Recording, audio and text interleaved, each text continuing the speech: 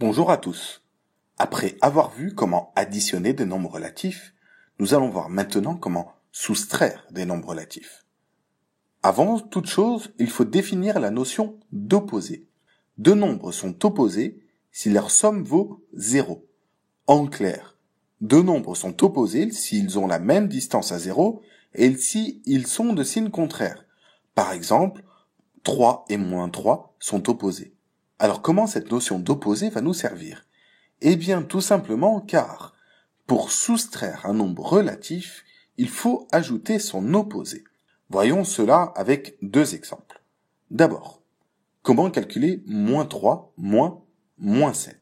Première chose, on garde le premier nombre, tel quel, on ne change rien. Deuxième chose, on transforme la soustraction en addition.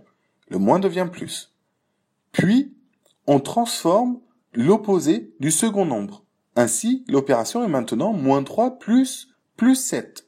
On aurait pu écrire directement moins 3 plus 7.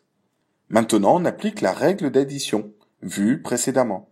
Ils sont de signe contraire, on prend donc le signe du plus éloigné de 0, c'est-à-dire plus 7, on prend le signe plus. On soustrait les distances à 0, on trouve 4. Le résultat est donc 4. Voyons un deuxième exemple. Moins 5, moins 2. Dans cet exemple, on n'a pas de parenthèse. Mais on peut le réécrire moins 5 moins, entre parenthèses, plus 2.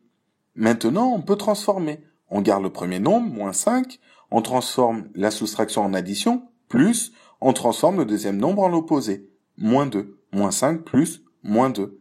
Maintenant, on peut additionner, ils sont de même signe, et ainsi de suite, on trouve moins 7. En réalité, soustraire revient à additionner. Dernier point à aborder, la distance entre deux points sur une droite. Sur une droite graduée, la distance entre deux points est égale à la différence entre la plus grande abscisse et la plus petite abscisse. Par exemple, sur cette droite, la distance entre A et B, c'est 3 moins moins 1.